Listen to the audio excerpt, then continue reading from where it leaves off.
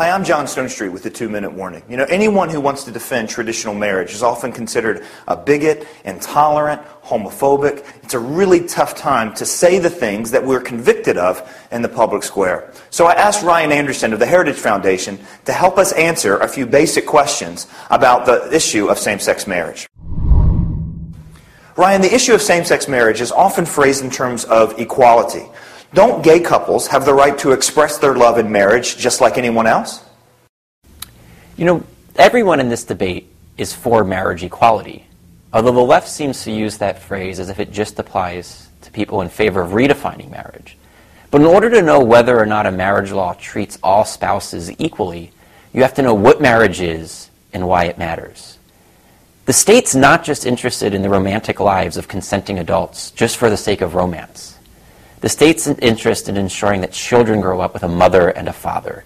And marriage exists to unite a man and a woman as husband and wife, to then be equipped to be mother and father to any children that their union produces. And this can take place, and it does take place, while leaving adults free to live and to love as they choose. So in all 50 states, two people of the same sex can live with each other and love each other. They can join a liberal church that will perform a wedding ceremony, and they can work for a business that will give them benefits if the church and the business chooses to. What's at stake right now is whether the Supreme Court will redefine marriage, and then the government, using coercive force, will make every citizen, religious community, and business recognize this new definition of what marriage is. Well, another question is, how will any gay couple getting married affect anyone else's heterosexual marriage? Many people ask, how would gay marriage hurt your marriage? And it's a good question, and there's a good answer to it. If you redefine marriage to say that the sexual complementarity of a man and a woman is arbitrary, then more or less everything about marriage becomes arbitrary.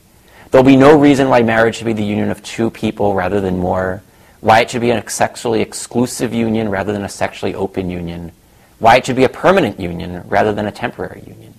And so we see the same voices who advocate to redefine marriage to exclude sexual complementarity are also the voices who are saying that we should redefine marriage to include polygamy and polyamory and group marriage, to include sexually open relationships, and even to include expressly temporary relationships, where marriage just lasts as long as the love lasts. But if you redefine marriage in this way, you make it more about adult desire than the needs of children. And you also make it, in principle, you teach the idea that children don't need a mother and a father, and then you have the coercive force of law enforce that point. So we've already seen in jurisdictions like Massachusetts, Illinois, and Washington, D.C., the government has shut down Christian adoption agencies that thought that orphans deserved a mother and a father.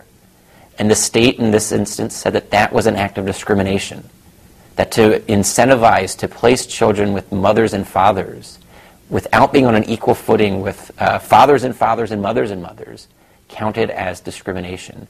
And it shut down these adoption agencies. So these are some of the consequences of what redefining marriage will entail for our political community.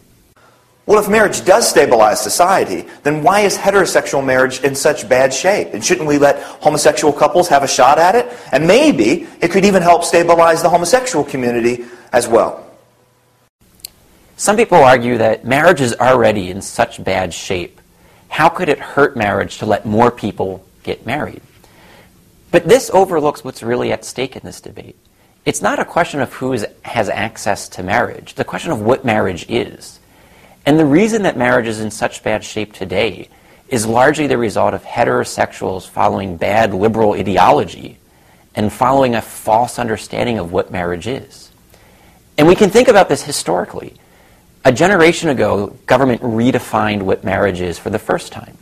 With the introduction of no-fault divorce, the law now taught that marriage need not be a permanent relationship. Whereas before you would sue for divorce and you would cite fault. In common law, it was the 3 A's of abuse, abandonment, and adultery. And when you would file for divorce, it would be because your spouse was abusing you, or had abandoned you, or committed adultery. Serious reasons for ending a marriage. But with no-fault divorce, the government now said, marriage need to last only as long as the love lasts. And you can divorce a spouse for any reason or no reason at all. And we saw divorce rates rise from near single digits to nearly 50% because the law taught something about marriage. So why would we right now want to double down on the mistakes of a broken marriage culture where half of our nation's children grow up without the love and care of both a mother and a father, and seal those harms and go further in the direction of destabilizing and deinstitutionalizing marriage? Wouldn't it be better to strengthen the marriage culture by having the law teach that men and women should commit to each other permanently and exclusively as husband and wife, to then be the mother and the father to the children that their union creates? And finally, we hear all the time, same-sex marriage is inevitable, and to be against it is to be on the wrong side of history. Is that the case? I think this is a short-sighted argument for several reasons. First, history is not going to judge anyone because history can't judge. We will be judged by someone other than history. And that judgment is the judgment that matters. But second, there's no wrong side of history apart from what the truth of the matter is. There's a right and there's a wrong side of the truth. But there's no right or wrong side of history. So the question we need to ask is, what is the truth about marriage? And then we should do everything in our power to witness to the truth of marriage. And then lastly, nothing's inevitable in this discussion. If we think back just 40 years ago, when the Supreme Court issued the Roe v. Wade decision, all of the media elites and the academic elites and the politicians were saying that pro-lifers were on the wrong side of history, and that abortion on demand was inevitable, and that there was nothing that anyone could do to roll back that clock. And yet 40 years later, we now see that my generation is more pro-life than my parents' generation. And we see that a majority of Americans today identify as pro-life, whereas at the time it was only a third. Pro-lifers made gains because they put to work. They went to work, and they did the work of building a culture of life, making the arguments, forming the coalitions, doing the work of spreading the gospel of life. And so too, we have to do that now on the marriage question. It's not a matter of what history will do, it's a matter of what we will do, and whether we'll bear witness to the truth of marriage. Thanks, Ryan. We put together a lot of other resources that can be helpful for you. Just visit us at colsoncenter.org/2-minute warning. Thanks for joining us.